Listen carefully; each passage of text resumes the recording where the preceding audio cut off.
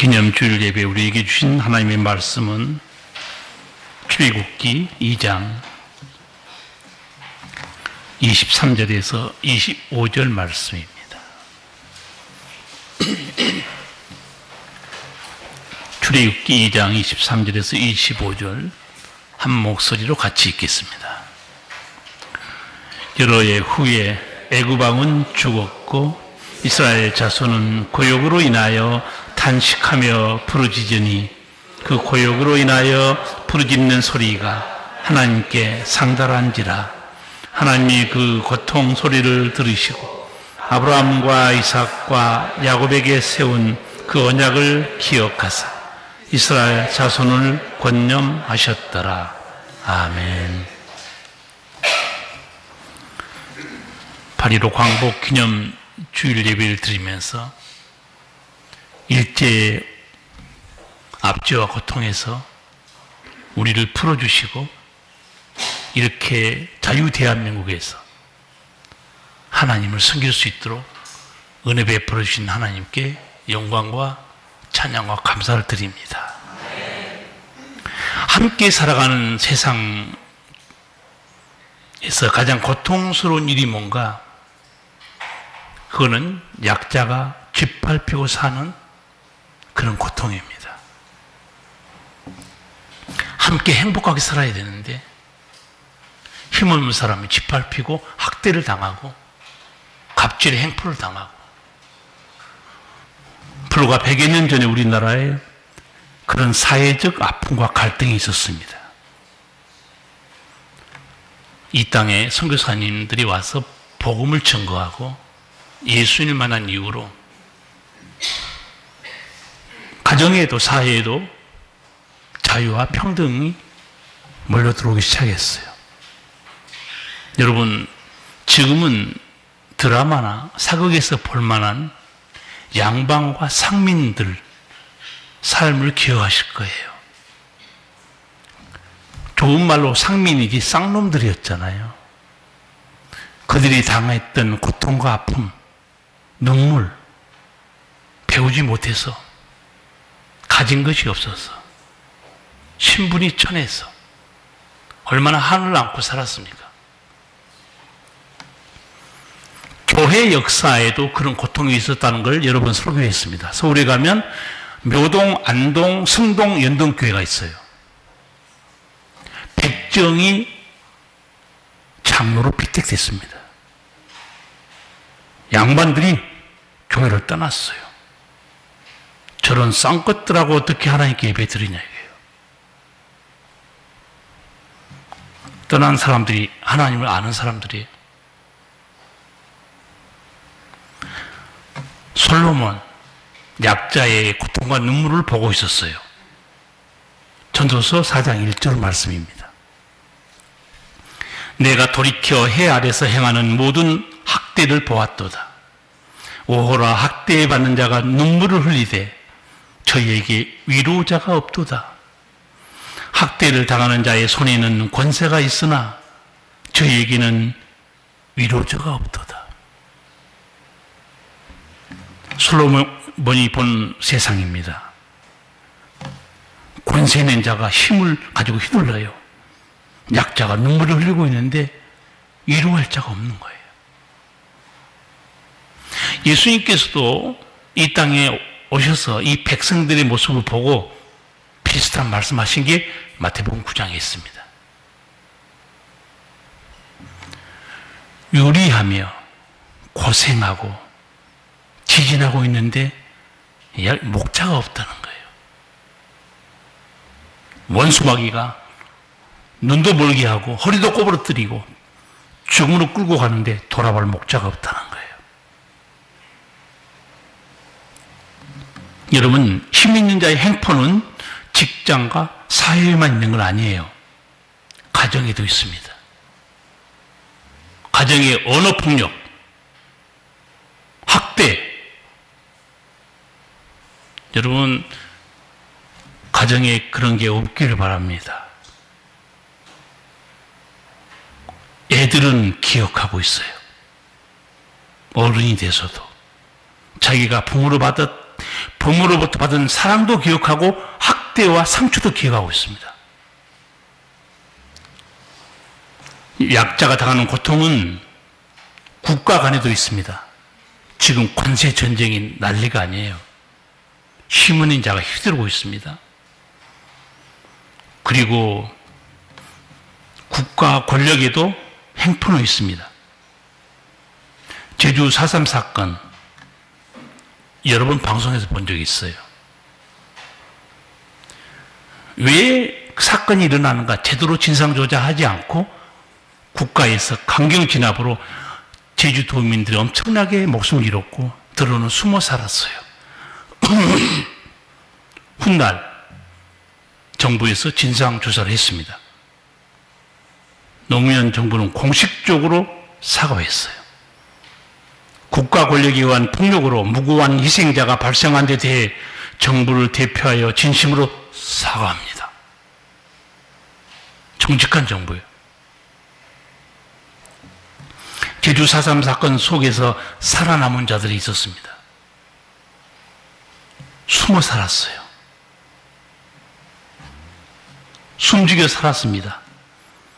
그 중에 잠깐 방송에 지나가는 말 중에 저희 비수를 꽂히는 말 한마디가 있었어요. 지금도 기억합니다.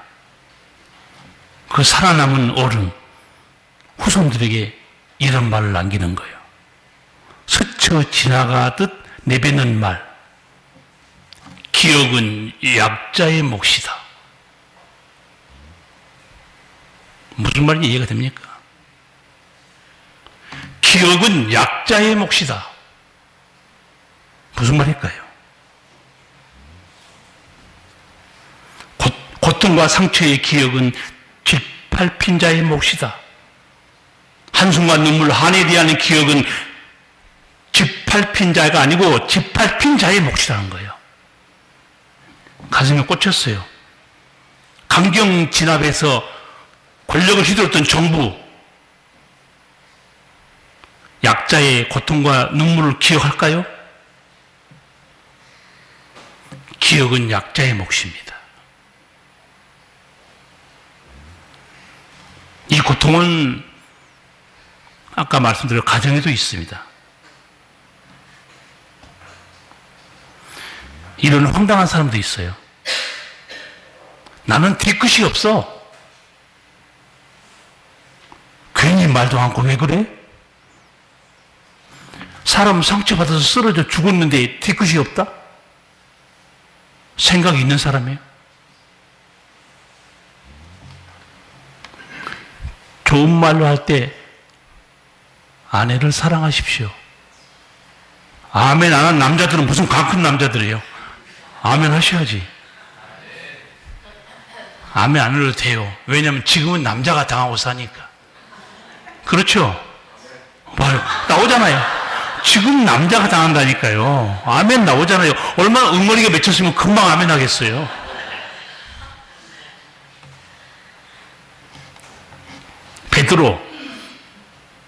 베드로전서 3장 7절에서 하나님께 응답 받고 살고 싶으냐? 아내를 귀히 여기라고 그래요. 읽어드릴게요. 금방 아멘한 남편 잘 들으세요. 남편 된 자들아, 이와 같이 지식을 따라 너희 아내와 동거하고 저는 더 연약한 그릇이요 또 생명의 은혜를 유업으로 함께 받을 자로 알아 귀히 여기라. 이는 너희 기도가 막히지 아니하게 하려 함이라.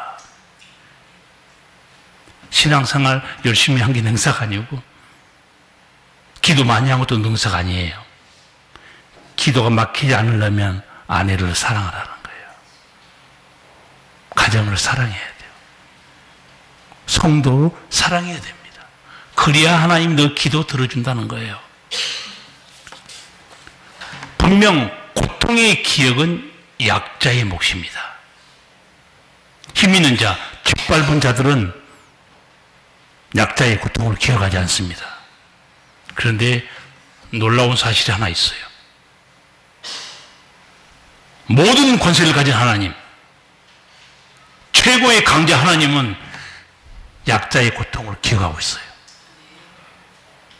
두려운 사실이에요.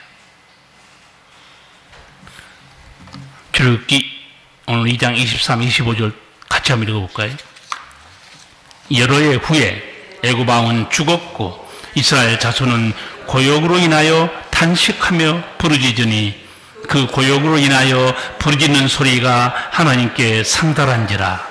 하나님이 그 고통 소리를 들으시고 아브라함과 이삭과 야곱에게 세운 그 언약을 기억하사 이스라엘 자손을 권념하셨더라. 아멘. 권념, 하나님이 기억하고 있습니다. 노예로 산다는 것은 비참한 일이에요.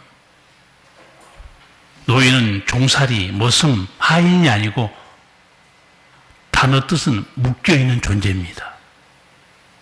못 풀어놔요. 노예는 인권도 자유도 없습니다.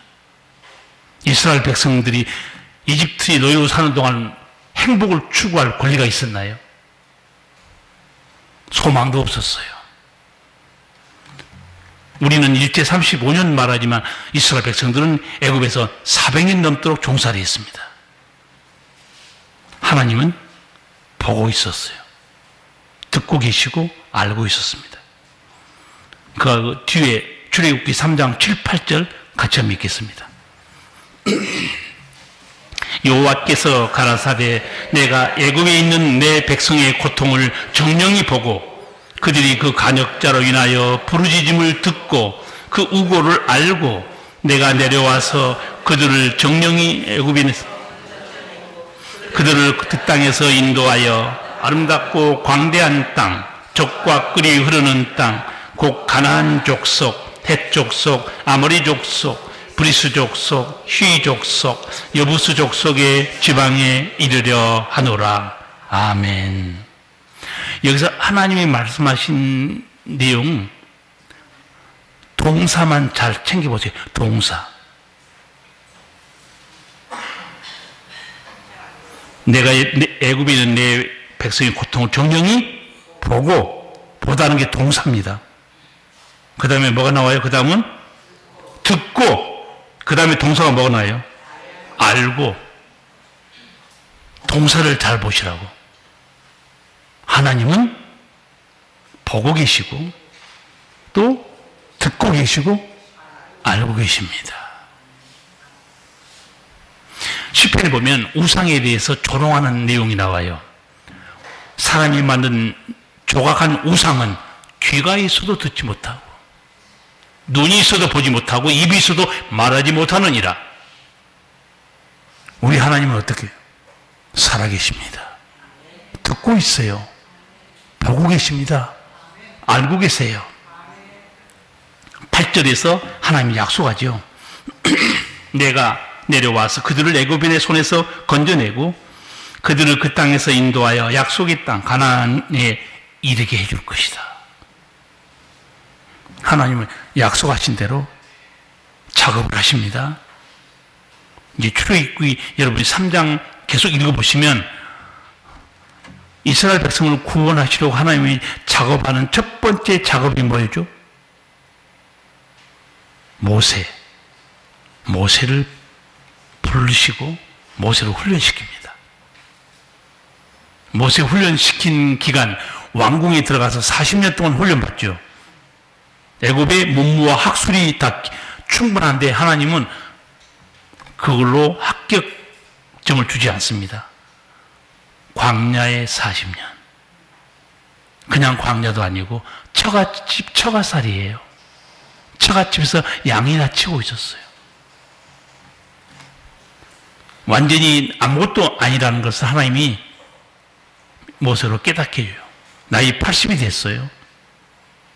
모세가 쓴 10편 90편 보면 80은 모세가 죽을 나이입니다. 우리 연수가 70이요. 강건하면 80이라고 그랬어요. 오래 살면. 여기 80 넘은 사람 있죠? 돌아가셔도 여한이 없다고 생각하세요. 79까지 산 사람은 이제 다 됐어요. 근데 요즘은 죽으려고 그래도요, 못 죽어요. 누가 그러더라고요. 죽으려고 그러면 의사가 살려놓고, 죽으려고 그러면 의사가 살려놓고. 이런 농담 돼요. 목사님, 재수 없으면 100살도 갑니다. 모세 나이 80에 하나님이 부르셔요. 듣고 알고 보고 계신 하나님.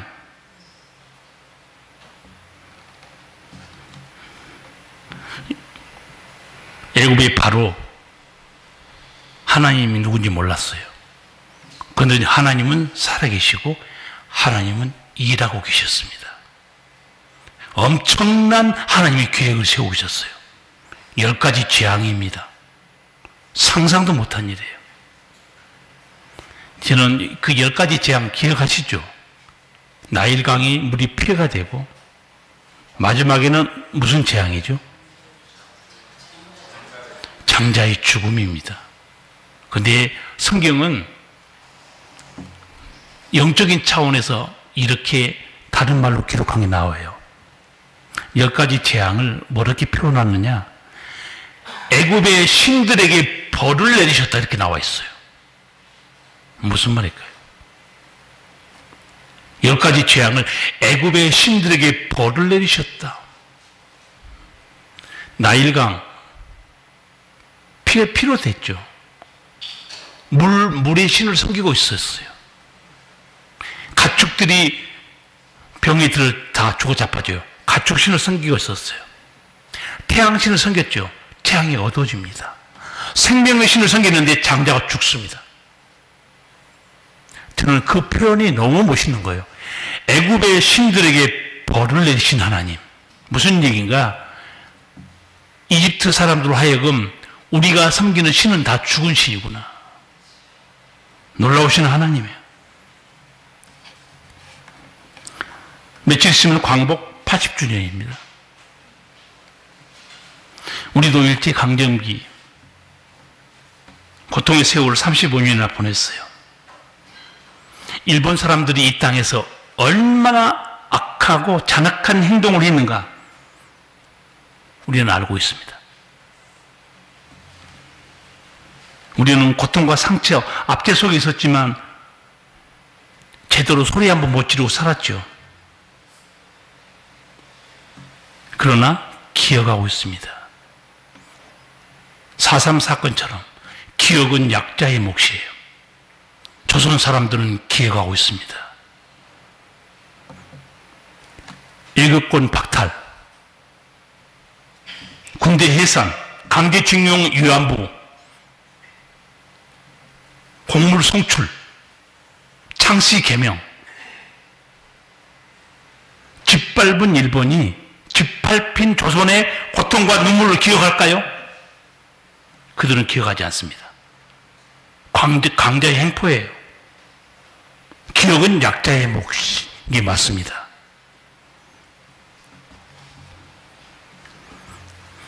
그런데 약자의 이 고통, 기억은 약자의 몫이지만 말씀드린 대로 하나님도 약자의 고통을 기억하고 계시다는 사실. 우리 조상들이 얼마나 일제강점기 때 하나님께 기도했습니까? 한국사 책 보세요. 유관순, 김구, 안창호, 안중근, 수많은 애국지사들이 한국 국사책에 나오죠. 제가 가끔 여러분이 말씀드릴 때 열받은 것은 왜 그들이 드렸던 기도는 한국사 책에 기록하지 않았냐 이거예요. 애국지사들의 활동은 기록하고 그들이 드렸던 기도는 왜 한국사 책에 기록하지 않았냐 이거예요. 역사학자들이. 하나님 우리나라를 불쌍히 여겨 주옵소서. 어서 우리나라가 독립이 되어 우리 정부가 들어서고 내가 우리나라 정부의 마당을 한번 쓸어보고 죽게 해주소서. 누가 드린 기도인가? 김군 선생의 기도입니다. 왜 한국사 책에 왜 없는 거예요? 오 하나님이 이제 시간이 임박했습니다. 원수 외를 물리쳐 주시고 이 땅에 자유와 독립을 주셔서 예수님 이름으로 기도합니다. 아멘. 누구의 기도요? 유관순입니다. 이런 기록을 국사책에, 한국사책에 기록해야 후대 백성들이 일제강점기 때 나라를 위해서 기도했던 사람들이 하나님의 사람들이었구나 기억하지 않을까요? 나는 그런 것에 열 바치는 거예요. 한국사책을 집필한 사람들.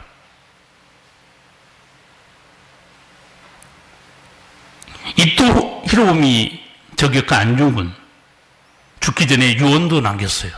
그것도 책에 나와야 정상이에요. 이 피를 이 땅과 조국에 바칩니다.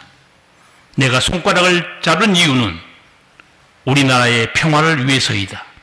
내가 자른 것은 손가락이 아니다. 내가 자른 것은 서름에 찬 2천만 민족의 고통이었다. 나는 천국에 가서도 마땅히 우리나라의 독립을 위해 힘쓸 것이다. 대한 독립의 소리가 천국에 들려오면 나는 마땅히 춤추며 안세를 부를 것이다. 다 어떤 사람들이었어요? 그냥 독립운동가였어요? 신실한 믿음의 사람들이었습니다. 조선을 건진 사람들이에요.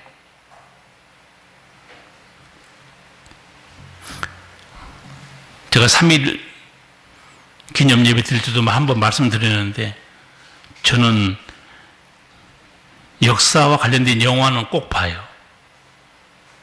내가 하얼빈이라는 영화 보고 여러분이 같이 나눈 적이 있어요.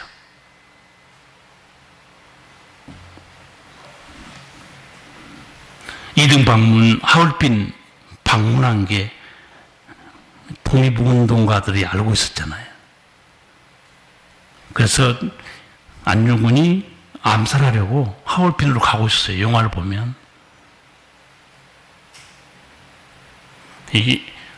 거기 이등방문에게 참모가 부관이 암살 계획이 있습니다. 보고해요. 담배를 피면서 한마디 내뱉어요. 그게 사실인지 영화에 그냥 대사인지 모르겠지만 뭐라고 말했는가 내가 그 대사를 잊지 못해요. 조선 어리석은 왕과 부패한 관료 때문에 다루기가 쉬워. 진짜 두려운 것은 백성이야. 임진왜란 때도 의병을 일으킨 것은 백성들이었거든. 조선은 백성이 두려운 나라예요. 이번에 비상계엄도 국회로 몰려간 사람이 누구예요? 시민들이었어요. 저는 여러분에게 한번 말씀드린 적이 있지만 대한민국은 백성의 복을 받은 나라예요. 백성이 똑똑하고 백성이 충성스럽고 백성이 용기 있어요. 그러나 정치가의 복을 못 받은 것 같아요. 해방 이후로. 저는 기도하고 있습니다. 하나님, 우리나라도 정치가의 복 좀 받게 해주세요. 정직한 지도자, 깨끗하고 백성을 사랑하고 하나님을 두려워하는 좋은 지도자 좀 세워주세요. 이쪽은 왜 아멘 안 하는 거예요? 주무시고 계세요? 기도해야 됩니다. 하나님, 나는 이토 히로부미 고증을 거친 말인지 모르지만 거의 맞는 것 같아요. 조선은 어리석은 왕과 부패하는 관료 때문에 다루기가 쉬운 나라야. 그러나 백성이 두려운 나라야. 제대로 본 거예요. 대한민국은 백성이 무서운 거예요. IMF 때 누가 이 나라를 또 위기에서 벗어나게 했어요? 국민이, 백성이 금모으기 운동한 겁니다.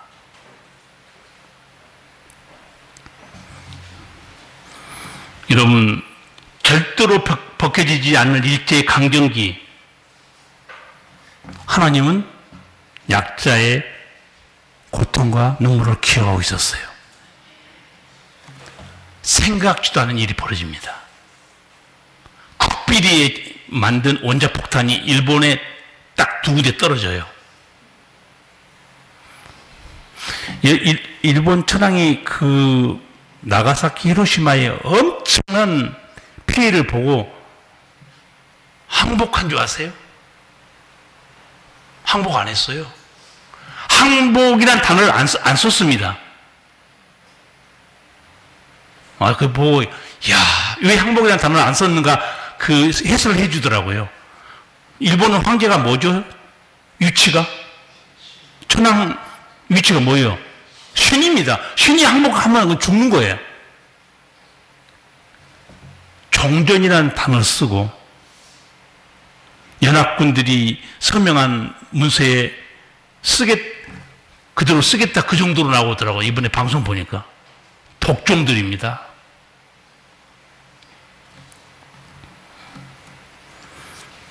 여러분, 해방이 어떻게 왔는가? 제가 소개한 함석헌 선생이 쓴 유일한 하나님의 관점을 쓴 한국사 책 하나 소개한 적이 있어요. 뜻으로 본 한국사. 거기에서 함석헌 선생이 우리나라 해방은 도둑같이 왔다. 잠자는데 일어나 보니까 해방이 왔다는 거예요. 하나님의 선물이에요. 일본은 살아계신 하나님을 몰라요. 우리 믿음의 사람들과 독립지사들은 하나님을 알고 계셨어요. 일제 강점기 때 교회에서 어떤 찬송 부른지 아세요? 3가지예요. 만복의 근원 하나님, 찬송으로 시작해서 복의 근원 강림하사, 그리고 마지막에는 이 천지간 만물들아 복 주시는 주 여호와. 왜 이런 찬송 불렀을까요? 하나님만이 만복의 근원이라는 거예요.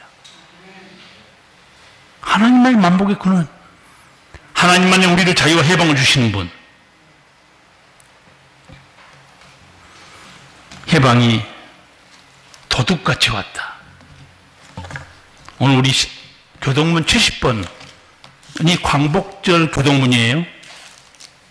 거기에 어떤 교동문이 나오냐면 이스라엘 백성이 바벨론 포로에서 해방된 것에 대한 기쁨을 표현한 시편이 여기 나와 있어요. 시편 128편에 보면 여호와께서 시온의 포로를 돌리실 때 우리가 꿈꾸는 것 같았도다. 그렇지 않겠어요? 70년 동안 포로 생활했는데 어느 날 갑자기 고향으로 돌아가도 괜찮아. 여호와께서 시온의 포로를 돌리실 때 우리가 꿈꾸는 것 같았도다. 일제강점기 때도 마찬가지입니다.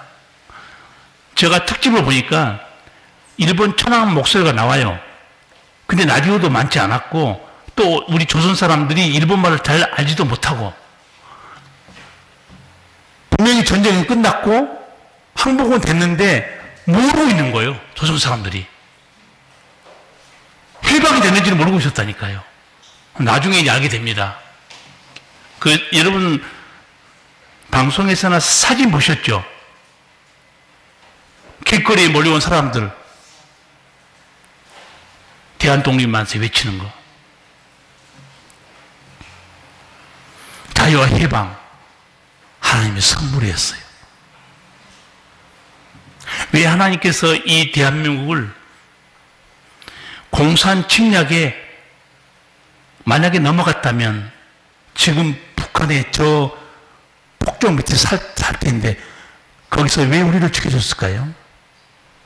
그리고 일제 강점기 올무에서 우리를 자유와 해방을 왜 주셨을까요? 지금 묵상하는 시간이 아니고 대답하는 시간이에요. 눈 감고 묵상하지 마세요. 여러분한테 물어볼까요? 예수님은 왜 죄인들을 어부들을 불렀을까요? 그들에게 영생을 줬을까요? 뭐 하기 위해서? 어부들에게 예수님이 하신 말씀이 뭐였죠? 사람 낚는 어부가 되게. 구원받은 자 4명이 있어요. 아브라함을 왜 불렀는가? 여러분 창세기 12장만 보시면 오해할 수 있어요. 내가 너를 창대케 하고 복이 되고 그것만 보면 안 됩니다. 창세기 18장까지 다 읽어봐야 돼요. 그래야 왜 하나님이 아브라함을 택했는가? 거기 답이 있어요. 창세기 18장 19절을 봐야 하나님이 아브라함을 택한 이유가 나와 있습니다. 하나님의 도를, 하나님의 공의를, 하나님을 경외하는 걸 배우고 자손에게 또 전파하도록. 대한민국을 하나님께서 이 일제의 고통에서 자유와 해방을 주시고 6.25 전쟁에서도 왜 지켜주셨는가? 이제 우리는 답을 알고 있어요. 이 답이 왜 구원했는가? 답이 지금 드러나 있어요. 그때는 몰랐겠죠. 왜 하나님이 우리를 구원해 주셨을까요? 지금 답이 다 나와 있습니다. 대한민국이 지금 어떤 나라가 됐어요? 하나님 앞에. 선교하는 나라입니다. 하나님은 대한민국을 왜 구원하셨는가? 세계를 살리려고. 지금 K-팝, K-드라마, K-방산, K-무기입니다. 요새는 K-아이스크림도 난리가 아니에요. 혹시 먹고 살고 없는 사람 외국에 나가서 K-아이스크림 장사 한번 해보세요. 전 세계 한국어 학당이 각 나라마다 세워지고 있는데 K-팝 때문에 한국어를 배우려고 난리가 아니에요. 한국어 학당이 나라마다 있는데 선착순을 끊어버리니까 못 들어가는 거예요. 사람을 몇 명 모집하지 않고. 왜 한국어를 배우려고 그러겠어요?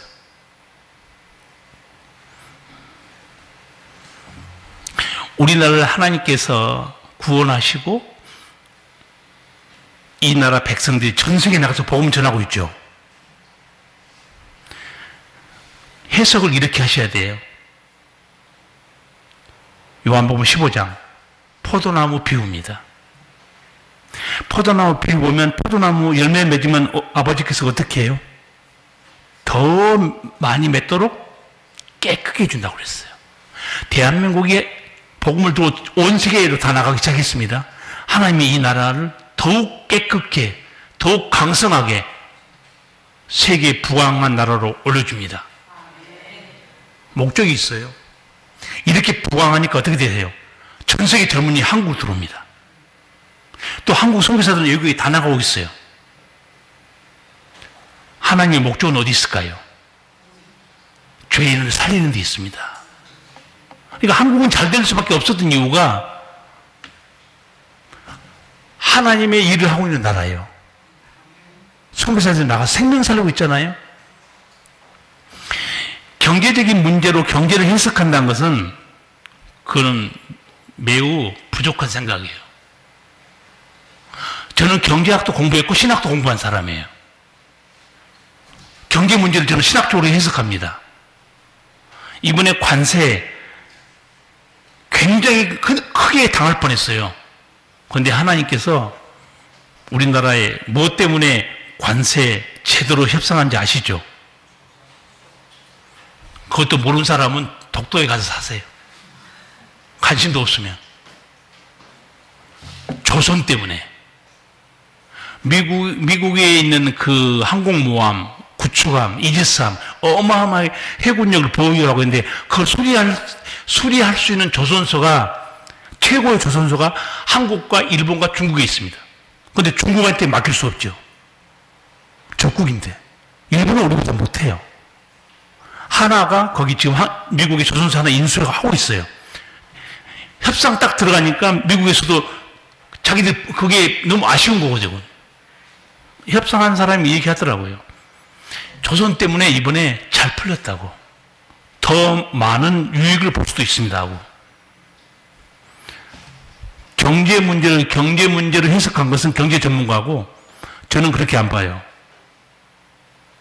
저는 하나님의 관점으로 해석합니다. 이 나라를 부강하게 하면 딴 거 없어요. 형통케 하면 세계에 대해서 복음을 증거하는 복된 나라로 세우기 위해서. 제가 몇 년 전에 캄보디아 갔어요. 한국인 선교사들 세미나가 있어가지고 그때 한국 선교사 회장을 하나 만났는데 이렇게 얘기하는 거예요. 여기에서 엘리트인데 한국에 가면 허드렛 일을 한다는 거예요. 그런데 한국에 가서 허드렛 일을 하더라도 3, 4, 5년만 고생하면 캄보디아 와서 집 사고 부자로 산다는 거예요. 우리 조선족도 그렇지 않아요? 여기서 몇 년 일하고 조선족이 자기 중국에 가서 집 샀습니다. 근데 이제 그 선교사 하는 얘기는 그 전에 그런 사람들이 복음을 전하면 들은 척도 안 하다가 한국에 와서 일하다가 예수 믿게 되고 돈도 모았어요. 본국에 들어와서 집도 샀어요. 이제 말빨이 맥힌다는 거예요. 동네 사람들에게 전도하면 예수 믿어야 됩니다. 그러면 그 가난한 사람들 눈에 볼 때는 옛날에 자기가 똑같이 가난했는데 아주 의리의리한 집도 사고 땅도 사고 너무 잘 살거든요. 하나님의 목적은 딴 거 없습니다. 생명 살려고 복음을 전하는데 여러분도 왜 나를 구원해 주는가 사명을 잊으면 안 됩니다. 맨날 찬송이나 부르고 감사나 하고 그게 목적이 아니에요. 사람 낚는 어부가 되게 하려고 여러분 구원해 주신 거예요. 반드시 기억해야 됩니다. 얼마 전 제가 기독교 채널에서 일본 선교사를 소개한 걸 잠깐 봤어요. 한국에 온 일본 선교사? 그것도 1800년도에? 이게 무슨 일이지? 1896년 명성황후 시해 사건이 있었어요. 그걸 보고 일본 선교사가 죄책감과 회개하는 마음으로 조선 땅을 찾아왔어요. 서울, 수원 다니면서 엄청나게 복음 전하고 거리에 설교하고 자기가 한글을 배우면서 복음 전하고 자기 아내는 돈이 없으니까 머리카락 잘라서 그 돈으로 어려운 사람 돌보고 제가 놀랬던 사실은 조선 사람 1000명 정도가 세례받은 거예요. 일본 선교사한테. 이분이 사는 목적을 잠깐 소개한 걸 봤어요. 이름이 노리마츠 마사야스라는 사람인데 생은 주를 위함, 죽음도 주를 위함. 그 마음으로 조선 땅에 찾아왔어요. 부인은 여기서 병들어서 일찍 죽고 이 선교사는 자기 유언을 따라 우리나라에 묻혀 있습니다. 방송에 자막이 나가는 거예요. 스마트폰으로 내가 찍었어요. 그 내용이 너무 좋아서. 방송 자막 지나가면 금방 지나가면 안 되니까. 그 전에 읽어드릴게요. 우리는 도요토미 히데요시의 일본을 미워합니다. 우리는 이토 히로부미의 일본을 미워합니다. 하지만 그 이름 없는 노리마츠의 일본은 사랑합니다. 그는 어둠이 캄캄한 이 나라에 찬빛을 증언하러 왔습니다. 조선인이 사랑한 일본인, 조선을 사랑한 일본인 노리마츠 마사야스. 제가 스마트폰으로 TV를 찍어서 다시 설교 작성한 데 썼어요. 성도 여러분, 앞서 말씀드린 대로 짓밟은 일본, 조선의 고통과 눈물을 기억할까요? 기억은 약자의 몫입니다. 그런데 왜 이 사람은 조선을 찾아왔는가? 강자의 짓밟힌 나라에서 조선의 눈물과 하늘을 기억할 수도 없는 사람이 다른 거 하나도 없어요. 그 마음에 약자의 고통과 상처를 기억하는 하나님이 계신 거예요. 누가 사람을 살리는가? 누가 평화를 이뤄나가는가? 누가 예수님의 종으로 사는가? 그것은 그가 어느 나라에 속해 있는가? 그게 문제가 아니에요. 그가 예수님을 모시고 있는가? 그게 문제입니다. 어느 땅에 있든지 어느 사상과 이념 속에 살든 간에 그 안에 예수가 있는 사람, 주의 종으로 삽니다. 생명을 살립니다. 하나님께서는 우리가 죄와 사탄의 올무 속에서 죽어가고 있는 거 보셨어요. 예수님도 이 땅에 오셔서 목자 없는 양같이 유리하며 고생하는 거 보셨어요. 예수님이 오기 전까지는 어느 누구도 죄와 원수 마귀 올면서 벗어나지 못합니다. 예수님만이 우리를 풀어주신 거 아니겠어요?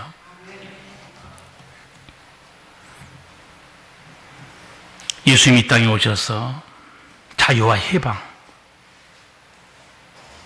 우리 민족의 자유와 해방, 이것이 예수님이 늘 말씀하신 하나님 나라의 은총입니다. 하나님 나라 은총에는 자유와 해방이 있고 죽은 생명이 살아나고 눌린 자가 자유케 됩니다.